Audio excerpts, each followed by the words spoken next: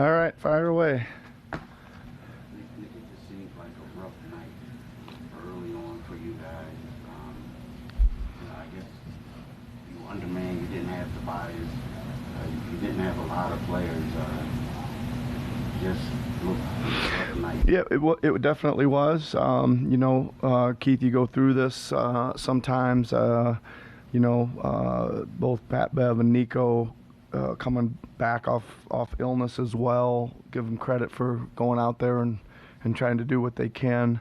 But we still, I still think you got to play a little better and guard a little better. We just didn't have any kind of defensive success, right? It was just we were chasing the game right from the start, right? I don't know what it started, but it was a pretty big number right at the start, and we were just kind of chasing it defensively the whole night. And I actually thought, we played pretty bad in the first half, but I was still like 12's a manageable number. Like I think you're going to have some bad quarters or even bad halves, and to try to snap back into some more energy and more connectivity and stuff, and then we just 9-0 run to start the half. That was pretty telling of us not being able to grasp any energy together tonight, right? I know Joel had 31 points, but he looked kind of sluggish. Yep.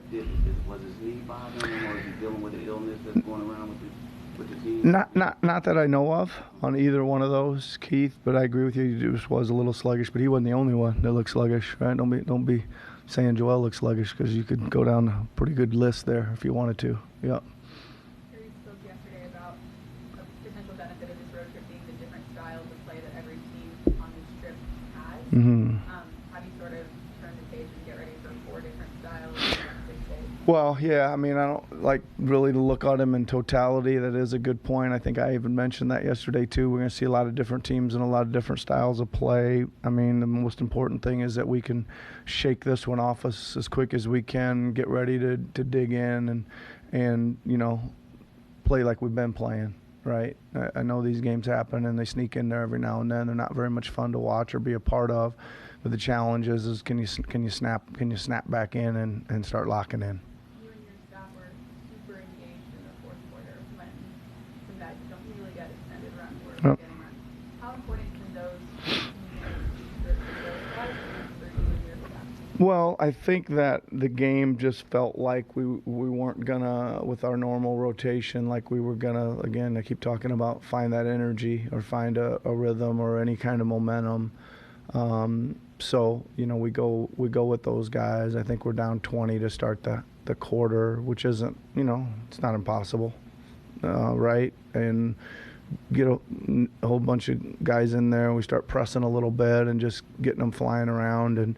And no, they did a great job. I mean, they actually cut that thing down pretty good and had some other chances. I think they made a couple huge threes right during the run that if those don't go in, I mean, they were open because we were pressing, but still, if those don't go in, it maybe even gets a little more interesting. But give them credit. I thought KJ, Ricky especially did a good job. Give Paul Reed some credit. He kind of came to life there in a game where he didn't find a lot of minutes or a lot of rhythm either for a while.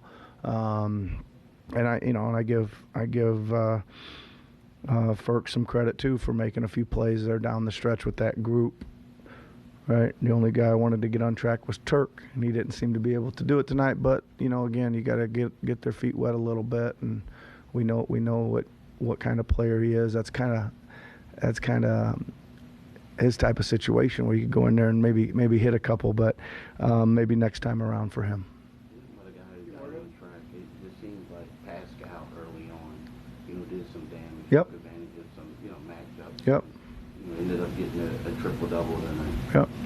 No, yeah, he was good. He was very good. Obviously, he got going early, and when he does that, then you're gonna see him play really, really good. Talk about his versatility. We got to him kind of late on some double teams on some things, and when we did get them done, there was nobody to rotate out, which is why he had such a big assist number as well. We just again we weren't very good at guarding the initial action, and if we would plug that with some help, we weren't very good at guarding the next action out of that either. So it just was a lot of a lot of issues at the defensive end for sure.